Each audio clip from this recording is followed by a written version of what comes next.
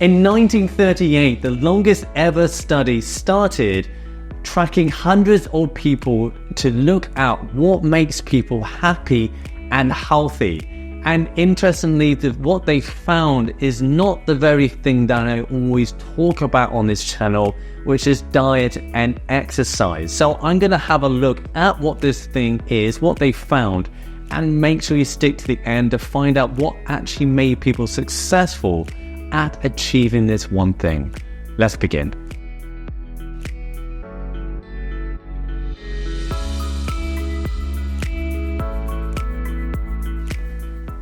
Hello and welcome back to the channel. My name is Steven, if you haven't met me already. And in this video, I'm going to be looking at happiness. This is a bit of a different one to previous videos that I've done. And when it comes to happiness, the thing that often provides short-term happiness is not always the thing that produces long-term happiness. So as an example, if you were to eat a sugary donut, you do that all day, every day. In the long term, that's eventually going to lead to disease, possibly early death, and certainly that will lead to then unhappiness. And so the thing that the researchers found with this long-term study that's going for almost 86 years now is that diet and exercise, although they are important, are arguably not the most important factor that we have to concentrate on. And the most important factor that we potentially need to focus on is our relationships.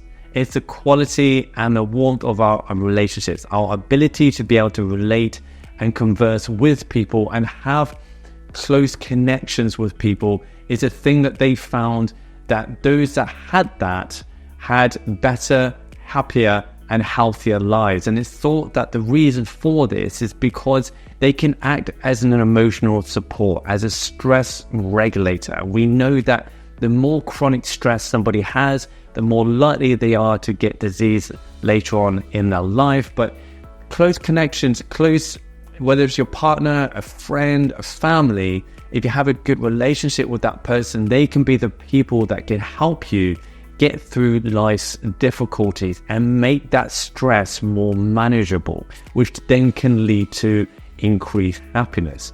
Interestingly, financial success, so how much you're earning every single year, there's a stronger relationship with the warmth of your relationships than there is with IQ. And when they compared moderate IQ to high IQ, they didn't see a big difference on how much those types of people were earning.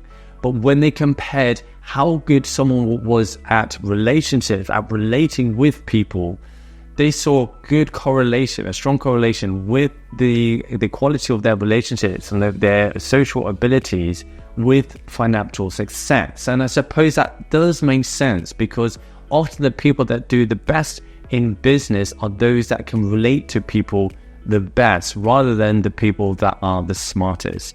Now, unfortunately, we are living in a society that is making it even more easier to be lonely. And it's estimated that around 40% will say that they are sometimes or always lonely. And loneliness is associated with chronic inflammation and therefore chronic disease. Interestingly, Dr. Robert Waldinger, who is the person that's currently heading up this long-term study, he compares loneliness with smoking half a packet of cigarettes per day, which is not the comparison we would jump to. However, it does make sense because if loneliness is contributing to disease and unhappiness, so do half a pack of cigarettes. And it's often these days obvious that we should concentrate on exercise and our diets. However, we really also have to concentrate on our relationships if we really want to get a happy and healthy life. Now, the thing that researchers found that made people actually successful at relationships were those that were intentional with their relationships. They were the people that actually nurtured their relationships as opposed to waiting for relationships to happen to them. So if we want to have a happy and healthy life, if we want to have good social connections, we have to be intentional in the way that we form them and the way that we keep them.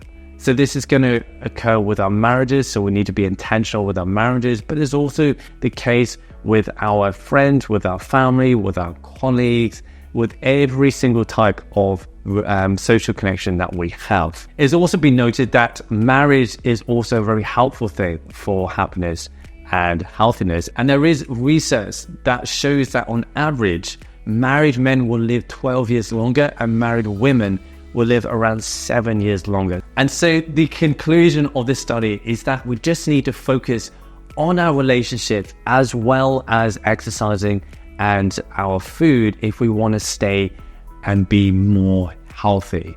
And so I hope this is encouraging. If you want to see more videos like this one, then don't forget to subscribe, and don't forget you can get various discounts in the description of health products that I personally use every single day. So do check them out down there, and I will hopefully see you on my next video. Thanks so much for watching, and have a great rest of your day.